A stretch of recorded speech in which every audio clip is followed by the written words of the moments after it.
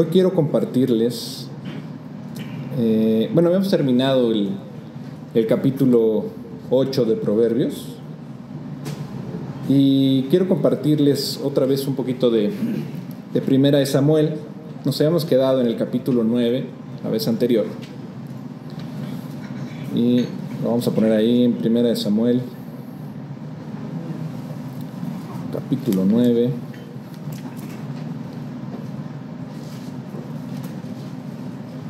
Y vamos a hacer un recordatorio de lo que vimos así rápido, ¿no? Si bien recuerdan, tuvimos esta historia de la providencia donde nos enseña cómo la mano de Dios guía cada detalle de nuestras vidas, incluso cuando no lo entendemos. Y quiero que me acompañen hoy, con su mente, con su corazón, a recordar este tiempo antiguo, este tiempo donde estaba Samuel y Saúl en esta tierra de Israel, donde este joven de la tribu de Benjamín vivía bajo el techo de su padre, que era un hombre valeroso, su padre llamado Cis. Y vamos a recordar porque no es solo una historia sobre un hombre y sus circunstancias, sino que es un recordatorio de cómo Dios usa lo común y corriente y lo que para nosotros parece una pérdida o un desvío puede cumplir los propósitos eternos de Dios. Entonces vamos a recordar qué pasó. Un día las asnas de Cis, el papá de Saúl, se perdieron. Entonces algo tan simple como la pérdida de unos animales, sobre todo estos que eran de carga, Dios los ocupa para un evento monumental, para iniciar sus planes. Dios actúa incluso en los planes más pequeños, en los más pequeños detalles, en lo cotidiano, en las cosas que incluso nos hacen suspirar y preguntar, ¿por qué a mí? Yo creo que cada día se lo pueden preguntar, ¿no? ¿Por qué a mí me pasa esto? ¿Por qué al de enfrente que hace tal cosa o no sigue esto no le pasa y yo veo abundancia, ¿no? La famosísima palabra abundancia en nuestros días, donde todo el mundo dice, no, quieres atraer la abundancia, dítelo en tu mente, ponte enfrente al espejo y di, yo soy abundante, yo soy abundancia, todo esto, ¿no? ¿Por qué a mí? Entonces vamos a ver que Cis le dijo a su hijo Saúl, toma uno de los criados y ve a buscar las asnas. Eso es lo que habíamos visto la vez pasada, ¿no? Y Saúl obedeció, y como muchos de nosotros hacemos al enfrentar situaciones que parecen pues muy normales, casi sin importancia, pues Saúl y su criado pues fueron a buscar las asnas por todos lados, subieron montañas, pasaron por diferentes tierras seguramente, pero no encontraban nada.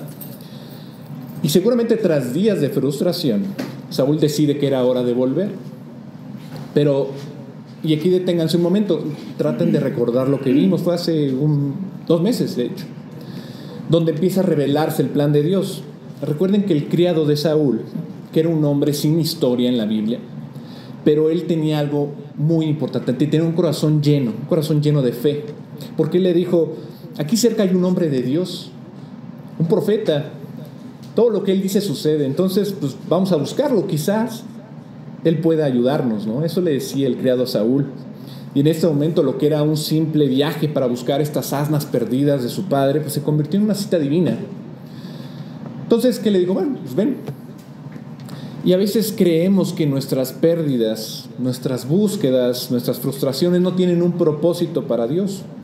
Pero justamente Dios los está usando para llevarnos a caminos que nos dan un encuentro con Él. Y cuando Saúl y su criado llegaron a esta ciudad, justamente en ese momento salen unas doncellas en su camino, ¿no? Y él justamente les pregunta, ¿está aquí el vidente? Y le respondieron, sí, claro, aquí está. Él ha venido hoy para un sacrificio, es decir, le iba a dar un sacrificio a Dios. Y así Saúl se encuentra con Samuel, el profeta, ¿no? Y Samuel ya había sido avisado por Dios sobre la llegada de un hombre que se convertiría en el rey de Israel. Saúl pensaba que solo estaba buscando unas asnas, pero Dios lo estaba llevando justamente hacia su destino, hacia su propósito real. Dios ya había hablado con Samuel y le había preparado todo para la llegada de Saúl. Y lo que para Saúl era un día más, para Dios era el día en que comenzaría a cumplirse un plan eterno. Hoy quiero que meditemos en esto. ¿Qué asnas perdidas estás buscando en tu vida? ¿Qué se te perdió ayer? ¿Qué se te perdió hoy? ¿Qué frustraciones o caminos crees que no te llevan a ningún lado? ¿Por qué no las encuentras? Déjame decirte algo. Dios está orquestando cada paso que tú das, incluso lo que parece no tener sentido en tu vida. Si Saúl no hubiese obedecido a su padre, si no hubiese escuchado al criado, que él confiaba en Dios, que él conocía al profeta, o al menos de oído, ¿no?, se habría perdido un encuentro que cambió su vida. Podría decir que Dios tiene propósitos para cada uno de nosotros. Entonces, te pido que no desprecies lo ordinario. Te pido que no subestimes lo que parece insignificante, porque Dios usa lo más común para cumplir lo extraordinario. Dios está en control, moviendo las piezas de nuestra vida para llevarnos a encuentros con Él. Y justamente nos quiere llevar a esos momentos que transforman, que marcan, que nos hacen ver que en Él todo tiene un propósito. Quiero que esta historia de fe y de expectativa se quede en sus corazones para que sepan que Dios está trabajando, aún en las cosas pequeñas.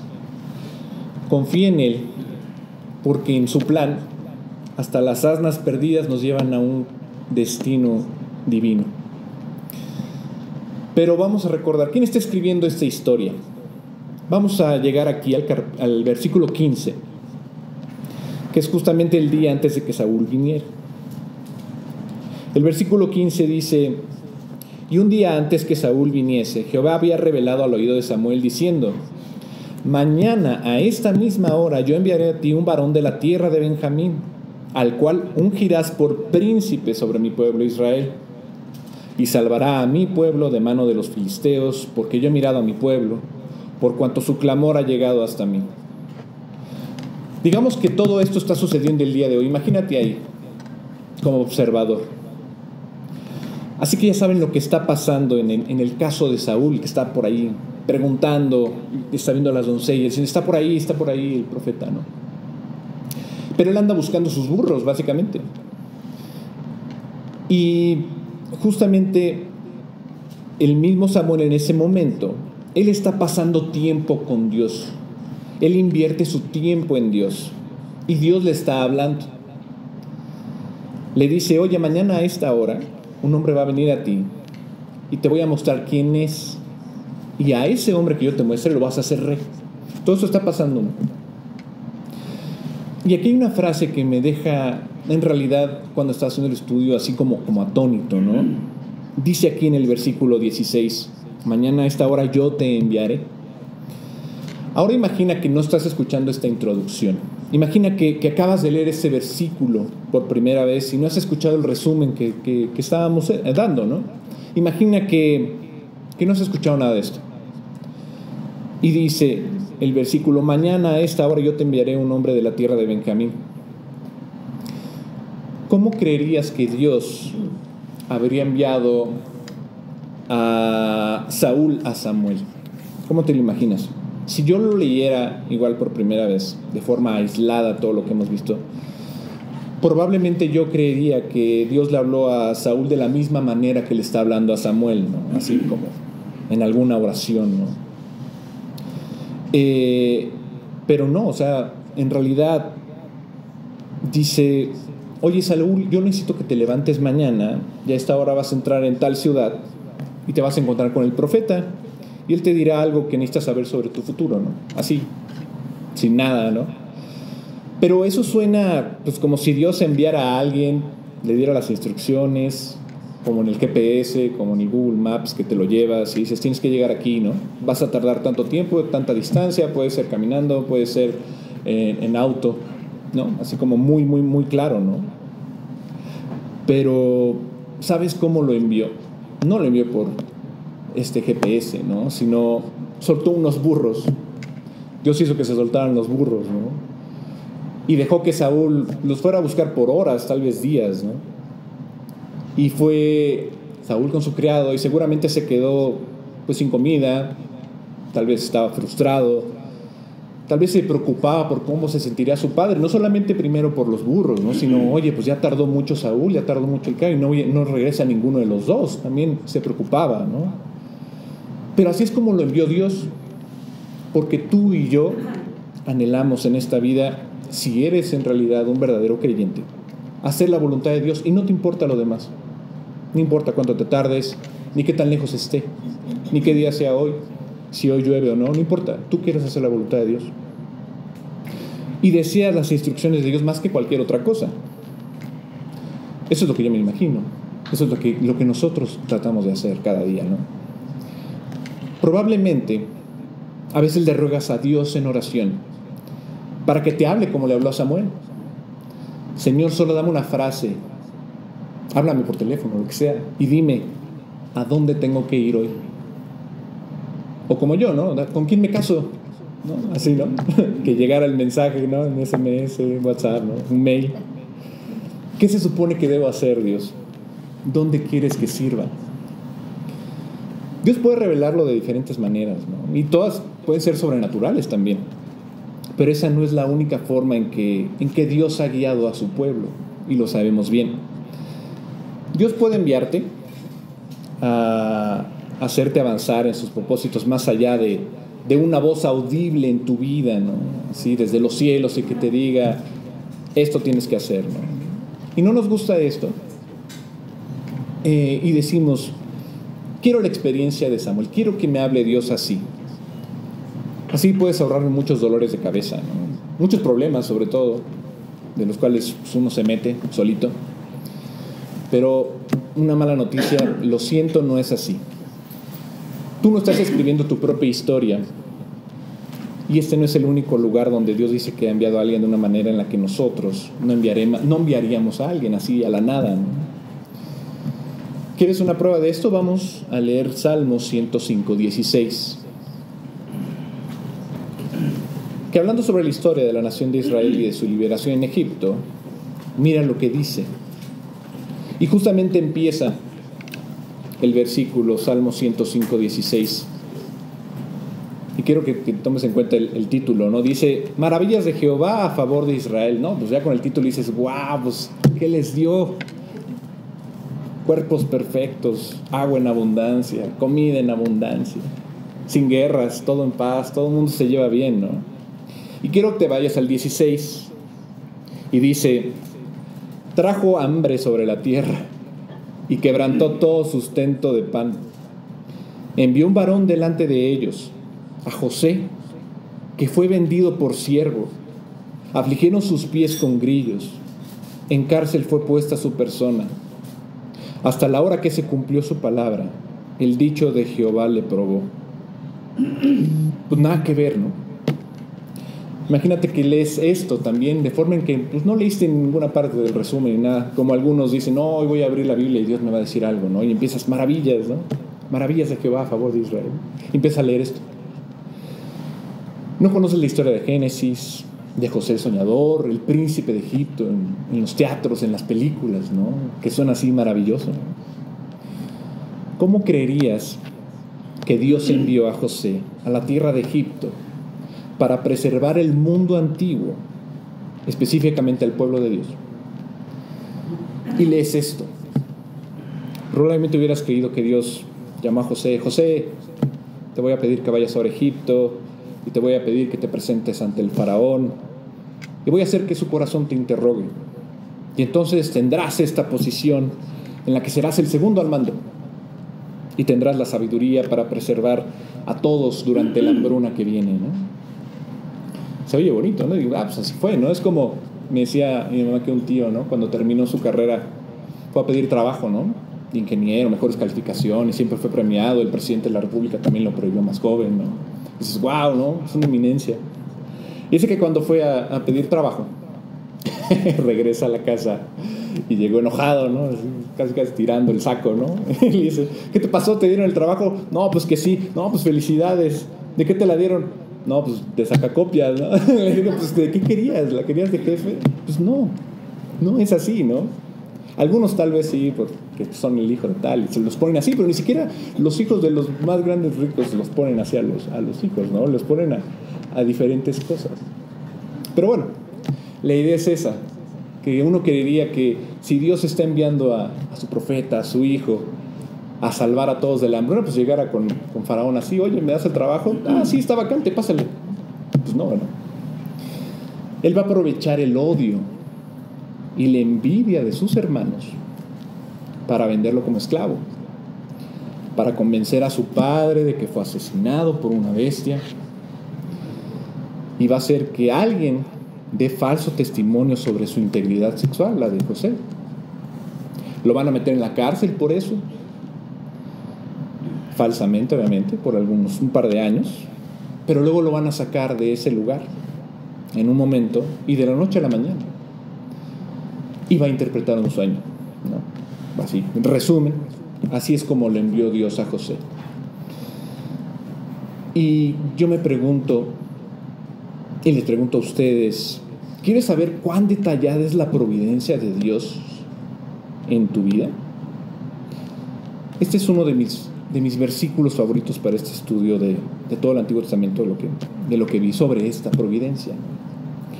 Y al igual que Saúl, el padre de José,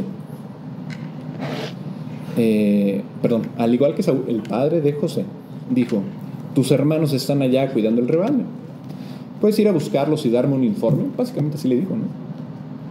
Así que José, al igual que Saúl, pues se levanta y dice: pues voy a ir porque mi papá me lo está ordenando y yo le hago caso a mi papá, ¿no? Claro, ¿no? Ve a donde crees que están, pero pues no puede encontrarlos, ¿no? Y luego dice que hay un hombre que está ahí vagando, ¿no? Y José también pues va vagando ahí, pues, mirando a su alrededor, ¿no? ¿Dónde estarán mis hermanos? ¿Dónde estarán mis hermanos? Pues no los encuentra. Su papá pues ya está preocupado, por eso envió a José. Y de repente en Génesis, en el capítulo 37, en el versículo 15, este hombre anónimo le dice: y lo halló un hombre andando él errante por el campo, y le preguntó a aquel hombre diciendo: ¿qué buscas? José respondió: busco a mis hermanos, te ruego que me muestres dónde están apacentando. Un hombre le encontró por el campo a José, ¿no? Así de la nada, y le preguntó: pues, ¿qué estás buscando? ¿Qué buscas tú? José lo mira y le dice: pensé que no había nadie por aquí, ¿no? Porque pues, no están mis hermanos, está todo aquí solo.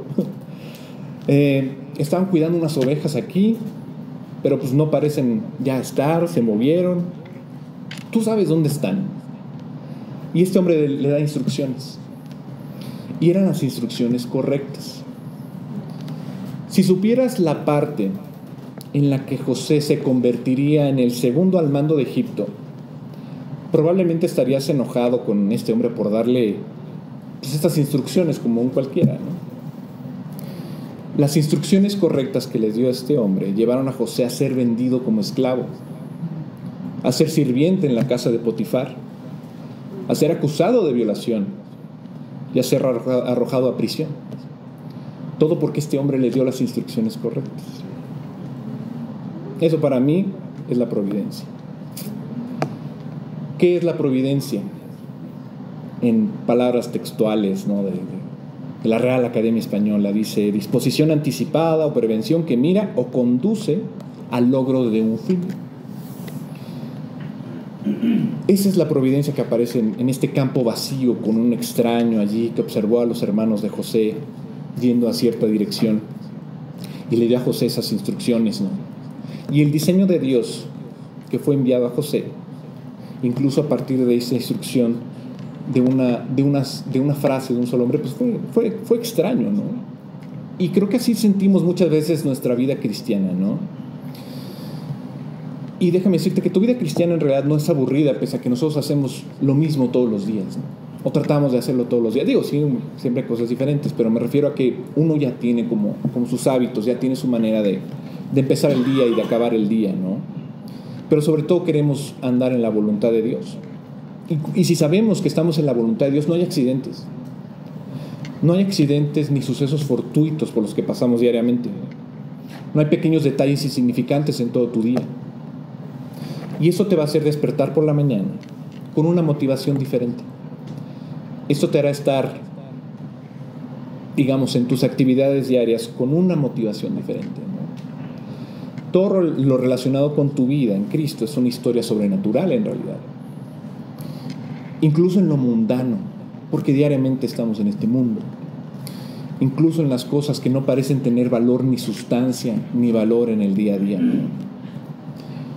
¿Tú crees que estas direcciones, como las que este hombre le dio a José, tienen valor si lo ves de esa manera? ¿Crees que buscar las llaves de tu casa cuando se pierden tiene valor?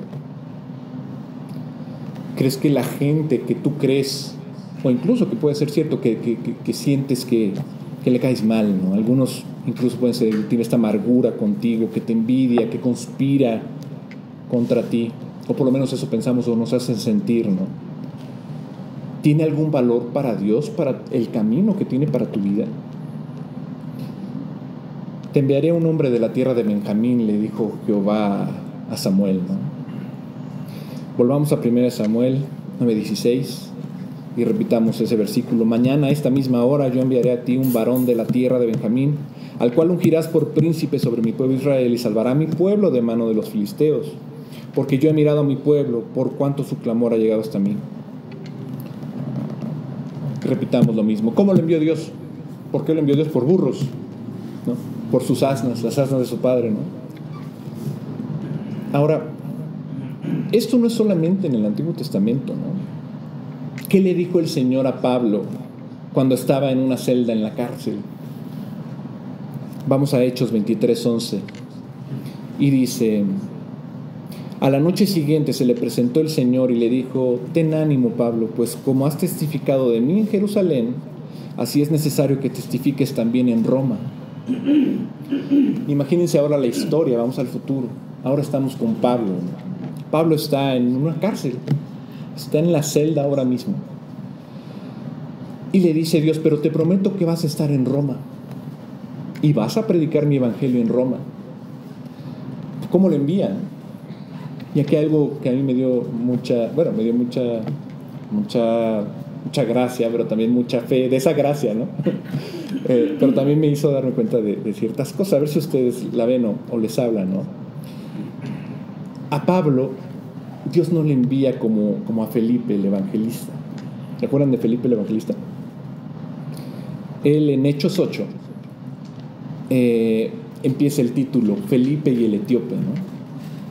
Y dice el versículo 26: un ángel del Señor habló a Felipe diciendo: levántate y ve hacia el sur, por el camino que desciende de Jerusalén a Gaza, el cual es desierto. Entonces él se levantó y fue, y sucedió que un etíope, eunuco, funcionario de Candace, reina de los etíopes, el cual estaba sobre todos sus tesoros y había venido a Jerusalén para adorar, volvía sentado en su carro y leyendo al profeta Isaías. Y el Espíritu dijo a Felipe: acércate y júntate a ese carro. Acudiendo Felipe, le oyó que leía al profeta Isaías y dijo: pero ¿entiendes lo que lees? Él dijo: ¿y cómo podré, si alguno no me enseñare? Y rogó a Felipe que subiese y se sentare con él. Respondiendo el eunuco, dijo a Felipe: te ruego que me digas, ¿de quién dice el profeta esto? ¿De sí mismo o de algún otro? Entonces Felipe, abriendo su boca y comenzando desde esta escritura, le anunció el evangelio de Jesús. Y yendo por el camino llegaron a cierta agua, y dijo el eunuco: aquí hay agua, ¿qué impide que yo sea bautizado? Felipe dijo: si crees de todo corazón, bien puedes. Y respondiendo dijo: creo que Jesucristo es el Hijo de Dios. Y mandó parar el carro. Y descendieron ambos al agua, Felipe y el eunuco, y le bautizó. Cuando subieron del agua, el Espíritu del Señor arrebató a Felipe. Bueno, perdón, me salté el 39. El Espíritu del Señor arrebató a Felipe, y el eunuco no le vio más, y siguió gozoso su camino. Pero Felipe se encontró en Azoto, y pasando, anunciaba el evangelio en todas las ciudades hasta que llegó a Cesarea. En primera, Dios lo lleva con el eunuco. Y era una persona importante, era un tesorero de Candace. Candace era hubo muchas Candaces en este reino de Nubia, ¿no? Y este periodo es uno de ellos, ¿no? Y eran conocidos porque eran reinas que siempre habían guiado a su pueblo como con guerra y demás. Entonces, él era el tesorero, básicamente, ¿no? Y primero le dice, no, ven, súbete a mi carro, ¿no? Entonces, primero va en coche, ¿no? Pero después, cuando cumple el plan de Dios y este eunuco le dice, oye, yo quiero lo que tú tienes, yo quiero saber quién es Dios, y se bautiza, y ya, de repente adivinen que Dios lo arrebata, ¿no? Dice, ya. Y ya, lo envía, ¿no? Y dices, pues así quiero que me envíen a mí también, ¿no? Pero pues no, así no mandó a Pablo. Pablo, que escribió pues la mayoría del Nuevo Testamento, casi, ¿no? ¿Cómo lo envía Dios a Pablo? Lo mete en un barco con un grupo de criminales, deja que haya una tormenta durante unas semanas, los deja todos confundidos, los deja estrellarse en una isla ahí por Malta, en Malta, y hace que le muerda una serpiente, ¿no? Todo esto para llegar a Roma, ¿no? Es así como, ni siquiera tuvo que hacer esto, ¿no? Nada más Dios le dijo, vas a ir, no te preocupes, cómo yo te voy a enviar, ¿no? Mira, necesitamos tener una comprensión de esta doctrina de la providencia de Dios, o de lo contrario vas a sentir mucho rigor en tu vida, y no vas a ver el valor a menos que apropies las experiencias que estamos viendo ahora en Samuel, ¿no? Donde Dios te hable desde los cielos y un sermón te conmueva, porque fue exactamente lo que el predicador dijo y tú necesitabas, o justamente el WhatsApp la noche anterior de parte de Dios para que hagas lo que tú querrías hacer, ¿no? Muchas veces pensamos que Dios nos va a responder de acuerdo a lo que nosotros pensamos, ¿no? Escuchen, Dios puede hacer eso, sí lo puede hacer, y mil cosas más, 1,000,000 de cosas más de maneras sobrenaturales, pero verás lo sobrenatural en lo mundano si le haces caso a Dios, en tu día a día, en tu trabajo durante largas horas, en tu salida de fin de semana. Y dime, ¿confías en que Dios esté escribiendo tu historia? La única forma en que puedes tener la seguridad de que Él sí le está escribiendo es si te mantienes cerca de Él, como lo hacía Samuel. 1 Samuel 9:15 otra vez, y un día antes que Saúl viniese, Jehová había revelado al oído de Samuel diciendo, mantente cerca de Él. Perdón, diciendo, ¿no? Así queda, ¿no? Revelando al oído de Samuel, ¿no? Es decir, Samuel nos está diciendo, mantente cerca de Él, mantente cerca de Dios. Creo que de alguna manera lo que estamos viendo es esto, que Dios quiere que nosotros vayamos con esta confianza, y Dios quiere que como pueblo de Dios, como ungidos de Dios, como sus hijos, le hagamos caso pese a las cosas que vemos diariamente en nuestra vida. No te preguntes por qué a mí, ahora sí como lo vemos en la Biblia, ¿no? O sea, envíame a mí, no sé a dónde, yo confío en dónde me vas a enviar, ¿no? Bueno, aquí le vamos a dejar, después vamos a ver qué pasó en su encuentro. Muchas gracias. Vamos a continuar con nuestro estudio de Malaquías. Nos habíamos quedado a un pasito de terminar el capítulo 2. Ahora no solamente lo vamos a terminar, si Dios nos lo permite, sino que también vamos a comenzar el capítulo 3. Hay algo muy interesante y algo que quisiera yo comentar en antelación a todo lo que vamos a ver es lo sorprendente que luego son las respuestas de Dios, y especialmente la respuesta de Dios cuando el hombre falla, cuando el hombre peca. Aquí hay una situación muy difícil, muy singular. Ustedes se acuerdan perfectamente en esa parte de Génesis 3. Ustedes ven Génesis 1 la creación, Génesis 2 se enfoca el relato en el hombre y el paraíso, y tenemos en el capítulo 3 la caída del hombre. Empiezan ahí los capítulos trágicos de la Biblia, ¿no? Bueno, el hombre falló, el hombre pecó, el hombre desechó su compañerismo íntimo que tenía con Dios, porque Adán y Eva veían a Dios cara a cara. No había una situación de pecado que los llevara a alejarse de Dios. Ajá. Sin embargo, ellos pecaron, decidieron cambiar esa relación, esa comunión con Dios por la codicia de querer tener lo que no era para ellos, querer tener ese conocimiento de la sabiduría del bien y del mal. Y pues aquí vemos este pecado del hombre, pero ¿cuál fue la reacción de Dios? Sí, Dios emitió una sentencia. Dios no puede dejar el pecado sin juzgar. Sin embargo, también hizo algo que es impresionante. Dio una promesa. O sea, imagínate, tú eres cachado de robar o eres culpado de asesinar a alguien y vas delante del juez. El juez te da una sentencia, te dice, estás sentenciado a tal cosa, tantos años de prisión o aún hasta a la silla eléctrica, ¿no? En algunos casos.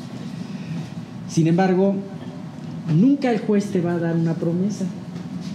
Aquí Dios da una promesa y es una forma impresionante de ver cómo Dios reacciona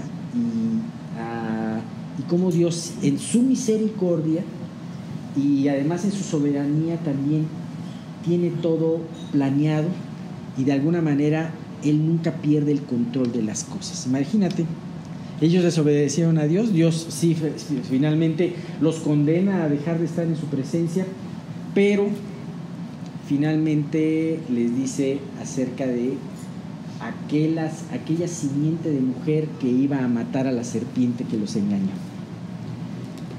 No sé si a ustedes en este momento se les ocurra alguna o se acuerden de algún otro relato del que esté en la palabra en donde Dios en donde el hombre le falla a Dios y Dios finalmente termina dándole una respuesta de una promesa. No sé si ustedes se acuerdan de alguna parte en la palabra que esté esto, ¿no? Sansón. Toda la historia de Israel, exactamente. Y yo creo que también tu propia historia, ¿no? Nosotros nos acercamos a Dios. Es más, Él hace que nos acerquemos a Él. Ni siquiera somos capaces de acercarnos a Él. Y a pesar de estar cargados de pecado y de soberbia, porque además nos acercamos a Él no siendo conscientes de la gravedad de nuestro pecado. ¿Y qué es lo que Dios nos da? Una promesa de salvación. Nos da la salvación y eso es maravilloso. ¿Sí? Ceci. A mí me gusta mucho esta promesa de 41 veces ahí. Ajá. No temas porque yo estoy contigo. Sí. Entonces, para cualquier cosa, me acuerdo siempre de eso. Y ahora que comentas tú acerca de Isaías, pasa así con varios profetas. Cuando menos los 3 profetas mayores, me recuerdo mucho que empieza la profecía hablando del pecado de Israel y de Judá. Sin embargo, llega un momento en la profecía, en esos libros que son largos, en donde ya empieza a hablar de promesas. Ajá. Creo que en estos tiempos en donde estamos con desasosiego de las situaciones que están pasando, últimamente me han comentado cosas. La reunión que tuvimos el miércoles hubo un gran cargo por orar por el país. 2 hermanas se pelearon a muerte por orar por el país. No es cierto. No, las 2 personas me pidieron orar por el país. Finalmente ganó la primera, me pidió, pero de alguna manera ha habido mucho cargo por todo esto y realmente pues esto nos suena una promesa para México, porque si bien estamos viendo tiempos muy turbios, pero también no olvidemos que hay una promesa del Señor. Hay una promesa del Señor en todo esto. Memo, ¿querías comentar algo? No, sobre lo que comentabas, en la mañana estaba leyendo José, no, bueno, más bien Jueces, empezandito después ¿Sí? de Josué. Y empecé subrayando cuando fallaban. Dije, qué bárbaros. Y fallaban y subrayaban, ¿no? Ya ves que en la versión puedes poner todo el versículo con color. Pero y de repente ellos se arrepentían y buscaban a Dios y mandaba un juez. Entonces mejor borré esos y puse cuando se arrepentían, Sí. más que cuando pecaban, porque dije, no, está muy fuerte, ¿no? Preferí poner cuando oraban, ¿no? Cuando se arrepentían. Sí. Ahora, el libro de Jueces fue escrito poco después de la entrada de la Tierra Prometida. Entonces eso fue aproximadamente 1300, 1200 antes de Cristo. Y fue escrito durante todo ese periodo de jueces, que aproximadamente fueron 250 años, hasta llegar a Saúl, a Saúl, ¿no? Pero, sin embargo, es impresionante porque podemos ver, a casi 1000 años después de todo esto, que la situación en Israel, por lo que hemos visto en Malaquías, es, como les dije la semana pasada, como dice mi suegra, tantito igual. Ajá. Y a mí me llama mucho la atención porque vamos a ver unos versículos en donde, si bien la respuesta del pueblo, la actitud del pueblo era terrible, podemos ver una respuesta de Dios maravillosa. Algo parecido a lo del Edén, algo parecido a los profetas mayores, algo parecido a lo de los jueces, exactamente. Y vamos a empezar con esta primera recriminación que le hace, con esta siguiente recriminación que Dios le hace al pueblo en Malaquías 2:17. Dice: habéis hecho cansar a Jehová con vuestras palabras y decís. O sea, primero la sentencia: han hecho cansar a Dios con sus palabras y decís. Y viene la cuarta pregunta que hacen los israelitas: ¿en qué le hemos cansado? ¿En qué decís? Y es la respuesta de Dios: cualquiera que hace mal agrada a Jehová, y en los tales se complace. O sea, tú puedes vivir como quieras y eso va a agradar a Dios. O, ¿dónde está el Dios de justicia? ¿Sabes? Aquí hay una queja muy importante de Dios, pero está seguido de una pregunta del pueblo, que es una pregunta superficial y en cierta manera cínica. Cuando le preguntas a alguien cínico y te dice: oye, ¿y por qué te enojas? ¿Lo que hice? ¿No? O sea, hay que exagerar. Entonces, hay algo muy importante. Y nos dice esta primera parte que hemos hecho cansar a Dios con nuestras palabras. Hay algo muy importante. Todo lo que hacemos, así como todo lo que decimos, lo hacemos y decimos delante de Dios. ¿Sabes? Aún los mínimos pensamientos que podemos tener para Dios ya son como palabras. Esto nos lo dice el Salmo 139:4, cuando dice: pues aún no está la palabra en mi lengua, he aquí, oh Jehová, tú la sabes toda. Lucas 12:3 decía Jesús: por tanto, todo lo que habéis dicho en tinieblas, a la luz se oirá, y lo que habéis hablado en el oído, al oído en los aposentos, se proclamará en las azoteas. ¿Por qué? Porque Dios pondrá al descubierto toda la obra, pero dentro de la obra, no solamente la obra que se ve, porque nosotros podemos fingir mucho, fingir en nuestras obras, fingir en nuestras palabras, pero también Dios va a poner al mismo lugar, afuera, a proclamar desde las azoteas aquellas palabras que tenemos nosotros en nuestra intimidad y que realmente nos hablan de lo que realmente pensamos. Así que con nuestros versículos hay que temerle. Estamos cansando a Dios con nuestros pensamientos. Ahora, no quiero poner un estándar fariseico en donde te diga: tienes que ser perfecto. Jesús hablaba, y este no era un estándar fariseico, este es un estándar de Dios. Dice: sed perfectos como vuestro Padre que está en los cielos, sed perfectos. Te voy a decir de antemano, no podemos. No podemos si no es con la ayuda de Dios. Entonces, ¿sabes? Ninguna de las palabras que aún rozan nuestro pensamiento son salvadas de que Dios las escuche. Y además, extra, tenemos que dar cuentas de cada una de ellas. Qué terrible es que hagamos cansar a Dios con palabras y pensamientos de incredulidad, con quejas o palabras ociosas. Por eso es algo muy importante. Sí, es muy importante que tú, cuando ores a Dios, acuérdate que una parte muy importante de tu oración es la confesión. La confesión no para avisarle a Dios lo que has hecho mal, sino para reconocer lo que has hecho mal. Y yo creo que es muy importante que aún vayas a tus pensamientos. ¿Sabes por qué la gran mayoría de la gente, cuando tú la enfrentas a que va a ir al infierno porque ha pecado, mucha gente te dice, pero es que yo no he pecado? O sea, yo hago bien las cosas, soy buena mamá, o soy buen papá, o soy buena vecina, o trato bien a los perritos, etcétera, etcétera, ¿no? Pero, como hemos visto muchas veces, y inclusive dice el folleto que tenemos, si pasaran una película de tus pensamientos, ¿dirías lo mismo? Bueno, pues toda esa película de tus pensamientos la ve Dios y la hace cansar.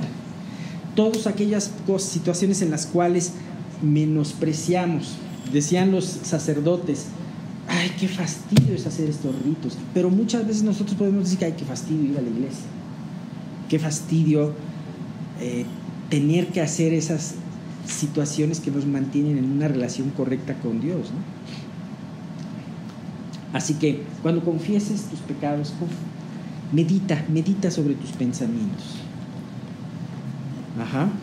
Y pídele a Dios que aún Él te ayude a recordar aquellos pensamientos, por más sutiles que sean, y que te deje ver la ofensa de estos mismos. Fíjate, el pueblo de Israel decía, ¿en qué te hemos cansado? O sea, cuando ellos estaban diciendo en qué te hemos cansado, ellos no estaban conscientes de sus palabras. Un comentario al margen. Antes de hacer una pregunta de esa índole a Dios, primeramente nos debemos de hacerla a nosotros mismos esa pregunta con toda honestidad. Creo que lo más importante empieza primero con nuestros corazones. Pienso que como un efecto práctico también esto aplica en nuestras relaciones con los demás. Es un ejemplo muy bueno en nuestras relaciones con los demás.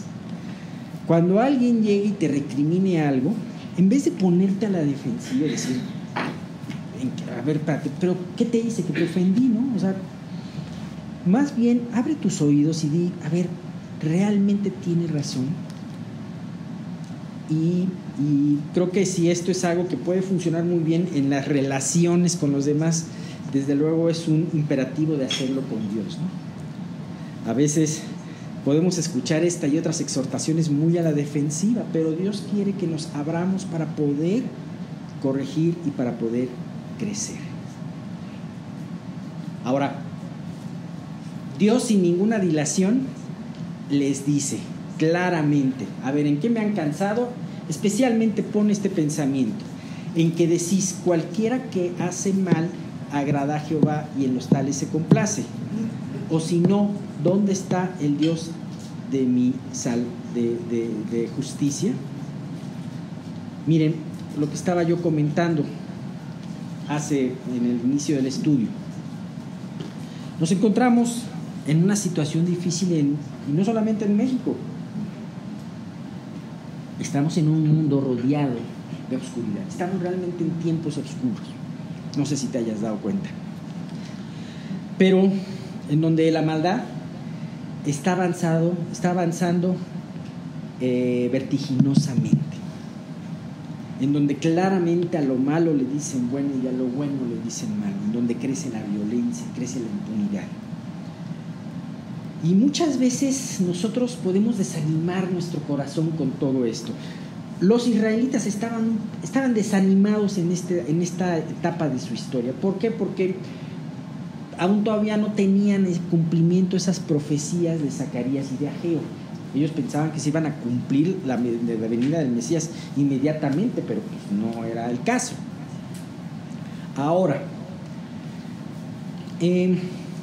cuando nos encontramos en esta situación, tenemos razón de podernos preocupar, y aún puede caer el desánimo al ver a nuestro alrededor.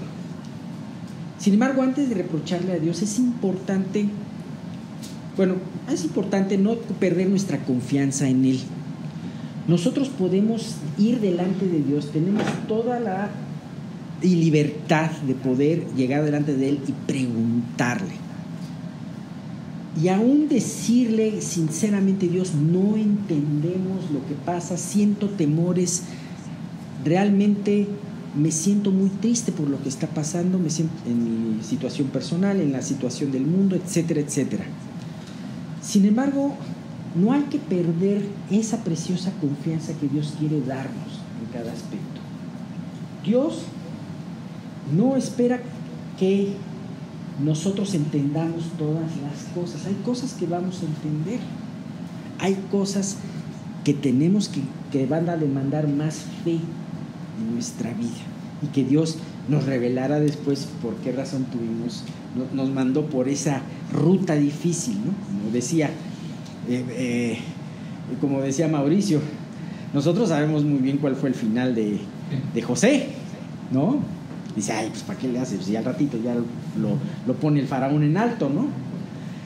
Pero él no lo sabía, y seguramente, y él tenía ganas de regresar a su tierra, de ser libre, tenía ganas de dejar la prisión. Tan es así que le pide al copero y al panadero: por favor, háblenle de mí al faraón.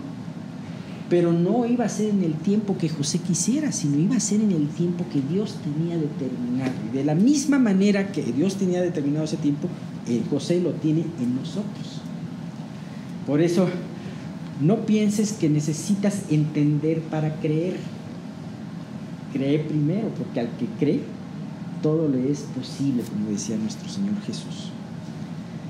Ahora, y vemos que muchos de estos hombres, grandes hombres de Dios, como David, como Habacuc, no entendían lo que estaba pasando. Habacuc, y se lamentaban delante de Dios. Fíjate, Habacuc tiene un versículo que me gusta muchísimo.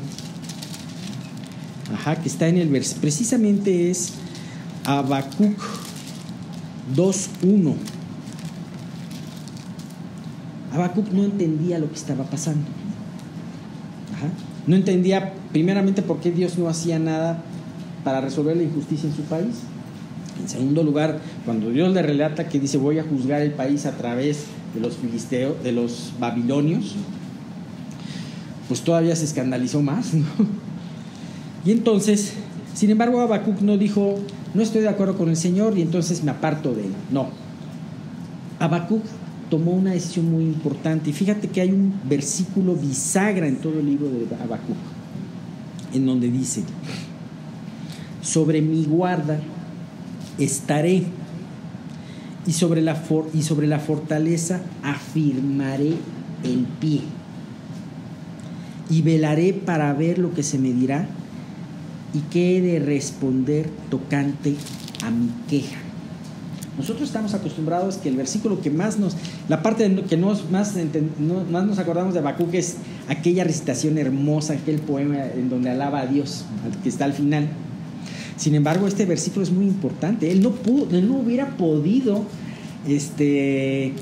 poner ese versículo, ser inspirado a escribir ese poema, si antes no hubiera puesto la actitud correcta de esperar en Dios. ¿Saben? Hay una lucha espiritual, y en este mundo hay una gran violencia, y ya no me refiero a la violencia de los cárteles, sino a la violencia espiritual. ¿Y sabes qué? Es muy importante que sepamos que Dios quiere que aprendamos a luchar. Y tenemos que luchar en paciencia, tenemos que luchar en fe. Ajá.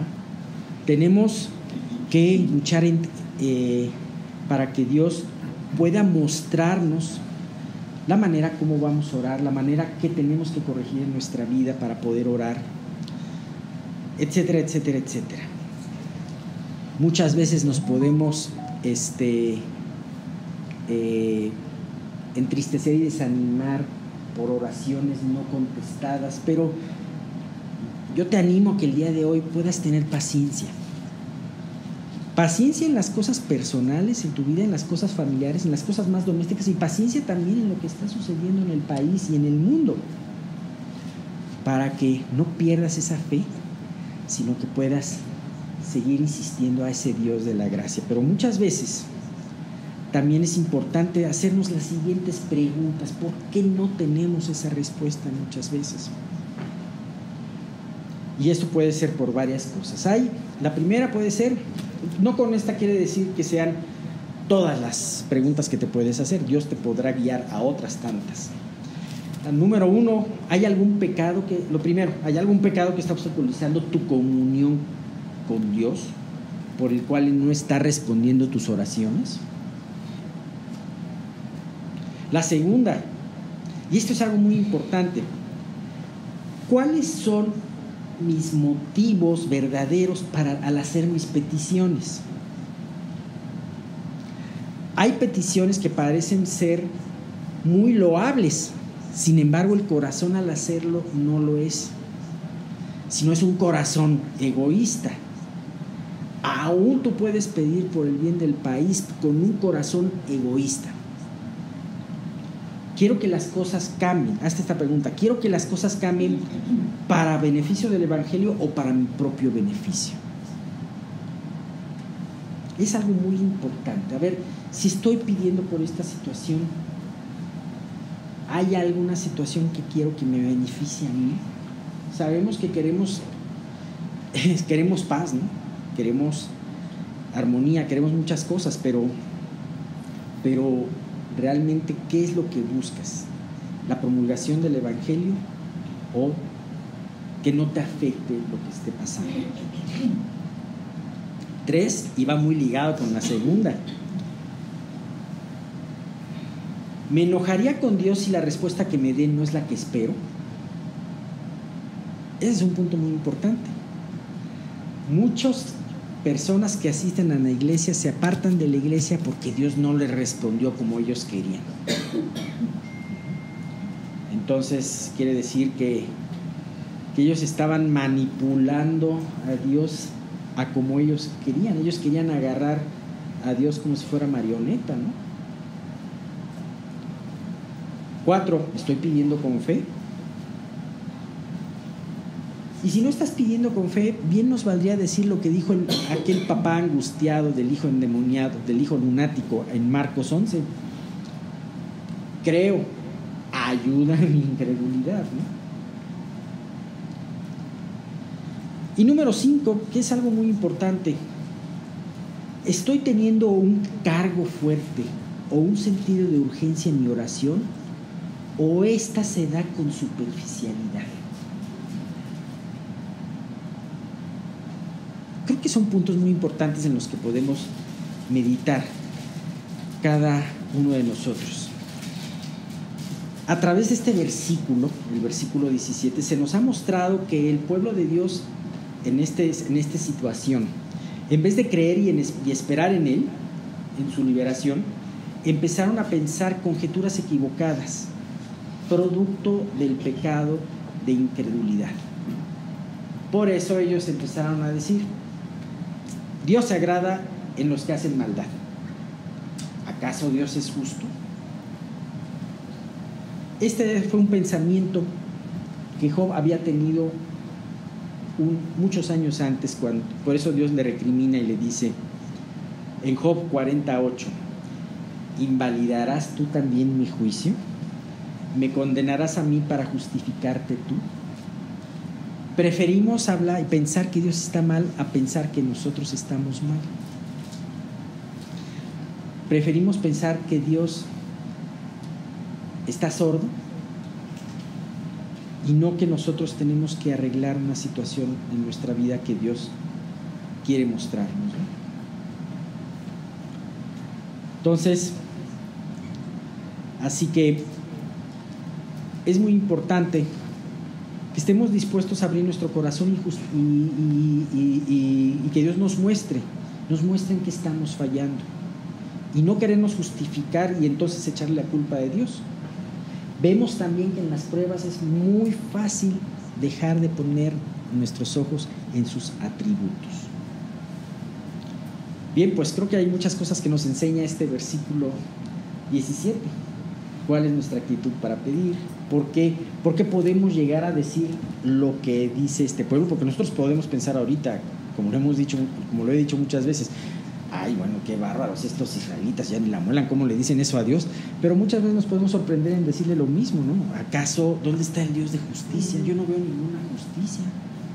¿Por qué Dios es indiferente a lo que pasa?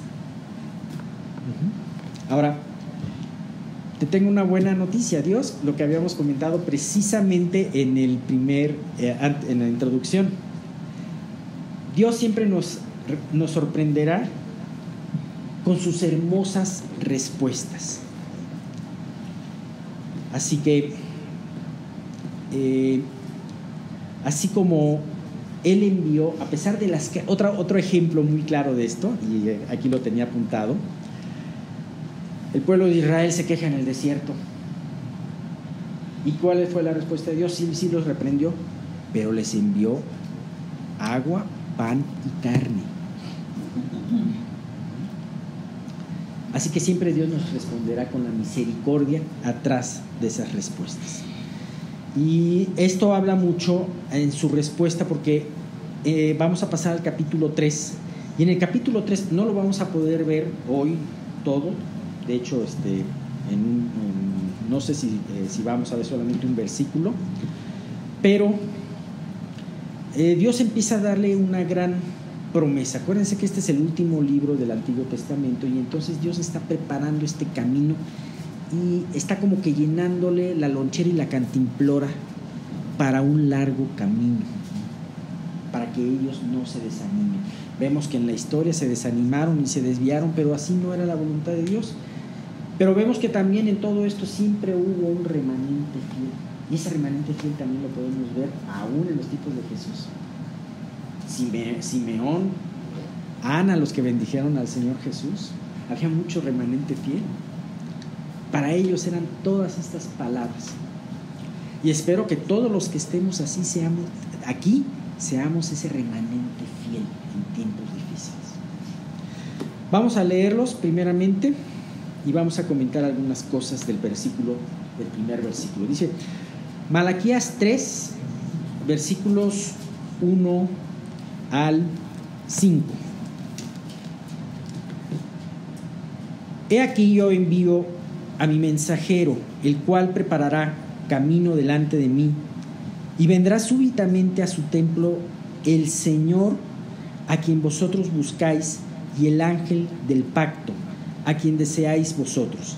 He aquí viene, ha dicho Jehová de los ejércitos. ¿Y quién podrá soportar el tiempo de su venida? ¿Y quién podrá estar de pie cuando Él se manifieste?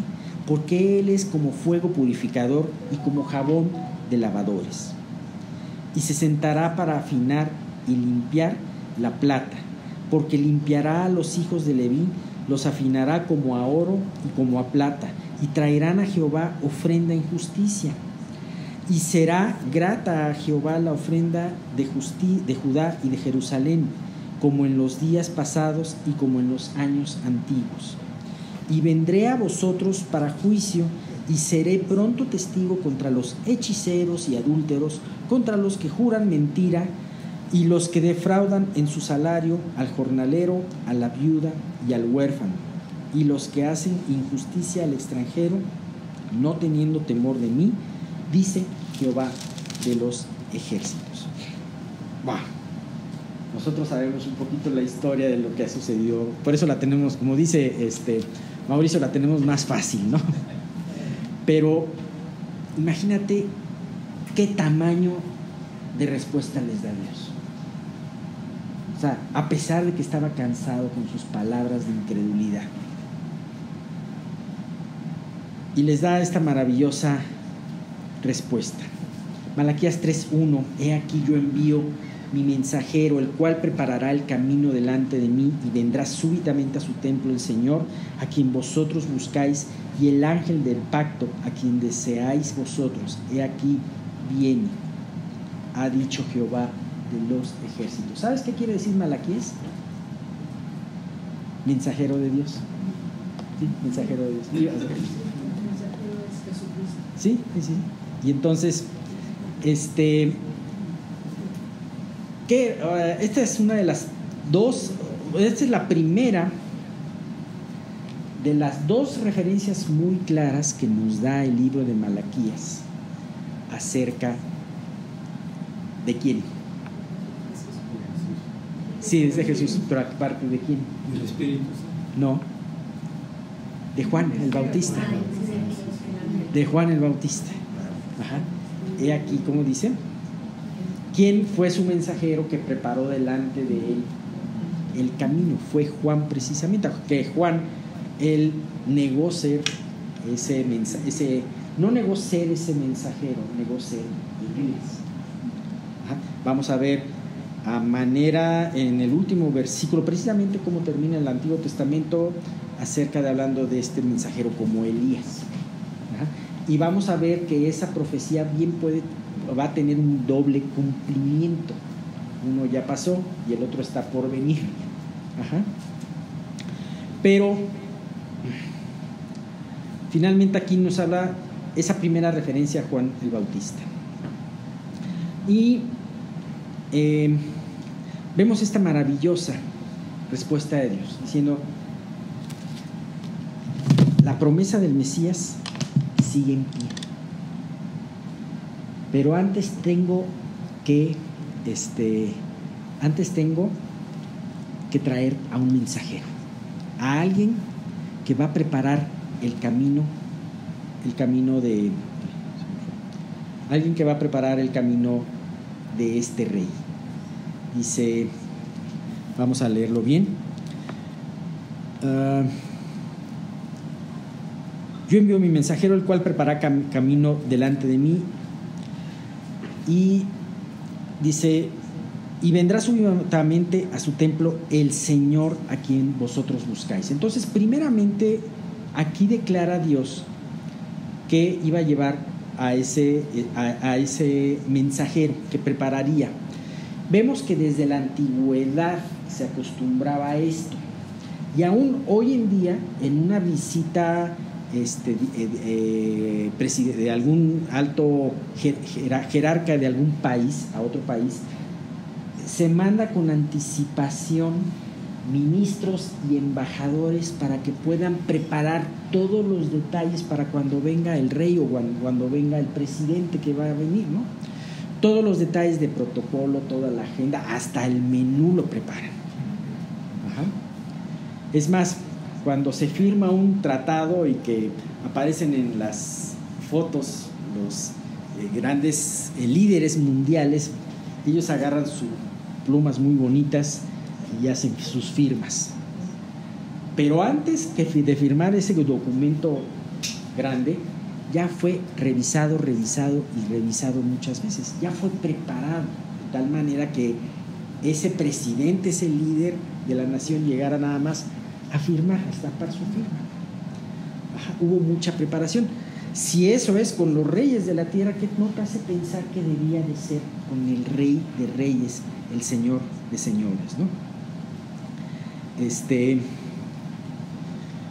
Y pues aquí enviaría precisamente a ese profeta. Tenemos una referencia a esa misma situación en el libro de Isaías. Ustedes ya la conocen muy bien. Isaías 40, versículos 2 al 5. Dice, fíjate qué palabras tan dulces. Es cuando el tono de Isaías cambió de juicio a promesa, ¿no? Precisamente en el capítulo 40 hay ese cambio. Capítulos del 1 al 37 se habla de ese tiempo de juicio. Capítulos 38, 39 se habla de historia. Ajá. Y a partir del capítulo 40 son las promesas de Dios. Dice: hablad al corazón de Jerusalén, decidle a voces que su tiempo es ya cumplido, que su pecado es perdonado, que doble ha recibido de la mano de Jehová por todos sus pecados. Y luego dice en el versículo 2, en el 3: voz que clama en el desierto, preparad camino a Jehová, enderezad calzada a la soledad, a nuestro Dios.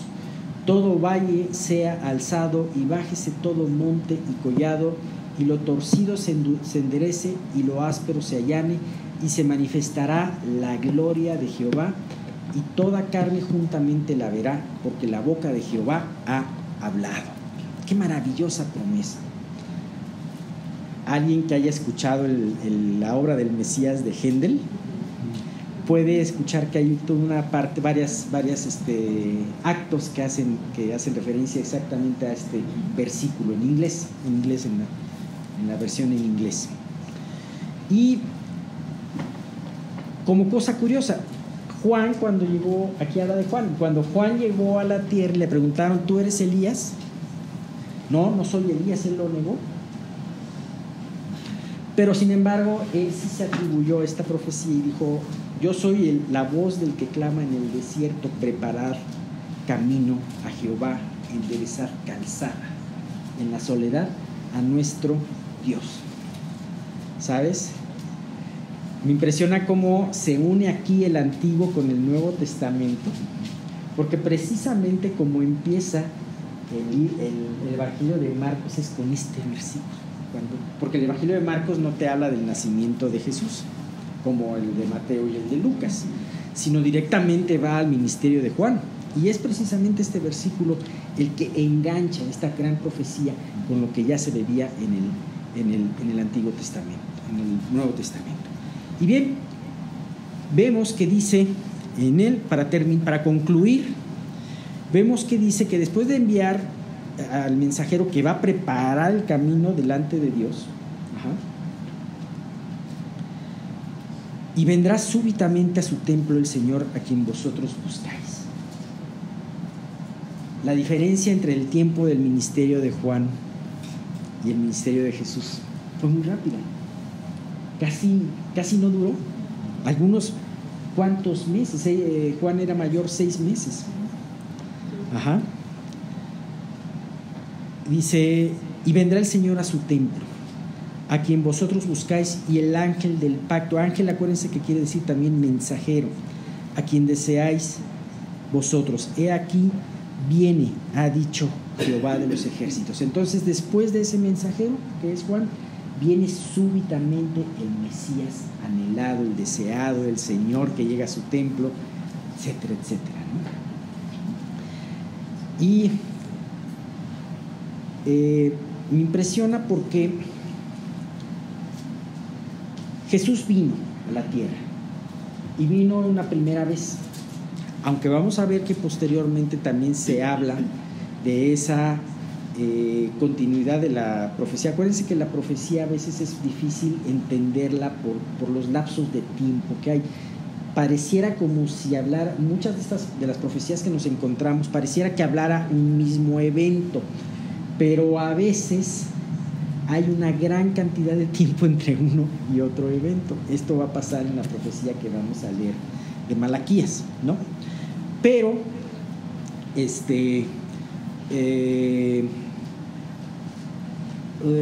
en esa primera venida vimos a un Jesús que vino tierno, manso, humilde, desde el pesebre hasta la cruz. Aquel Jesús que no apagaba el pábilo que humeara ni quebraba la caña cascada. Pero antes de esa venida tuvo que venir una preparación. ¿Sabes? Dios tiene grandes bendiciones para nosotros y estoy seguro que Dios tiene una gran bendición para esta iglesia. Pero Él quiere prepararnos. Y aún no nos desanimemos, aún todas las cosas, por más negras que podamos verlas hoy en día, son cosas que no se le han ido de las manos a Dios, pero no podemos agarrar y cruzarnos de brazos y decir, bueno, qué tranquilidad, no se le han ido de las manos a Dios, sino más bien a través de todo esto, ¿qué quiere Dios hablarnos? ¿Cómo Dios quiere prepararnos? Hablamos hoy acerca de la oración y hablamos hoy de algo muy importante, ¿cuáles son nuestros motivos en nuestras peticiones? Creo que es muy importante que podamos meditar sobre todas estas cosas y pedirle a Dios que a través de su Espíritu nos enseñe claramente para qué que nos prepare, que nos enseñe a orar, cómo debemos orar, que nos enseñe, sobre todo que salga de nuestros corazones, no oraciones superficiales ni oraciones automáticas sin sentido. Nosotros muchas veces podemos criticar a ciertas religiones que repiten una y otra vez una oración como si fuera un mantra, ¿no? Pero a veces nosotros nos comportamos igual cuando bendecimos los alimentos, ¿no? Entonces, creo que es muy importante. ¿Qué queremos de Dios? ¿Queremos que Él nos haga bien? Sí, claro, es algo natural. ¿O queremos que Él nos use como Él tiene planeado? Creo que es algo muy importante. Dios nos quiere preparar para lo que viene adelante y levantemos el rostro, porque Dios está preparando a su pueblo para las cosas que vienen. Bueno, vamos a terminar aquí. Vamos a terminar con una oración y continuamos con los himnos.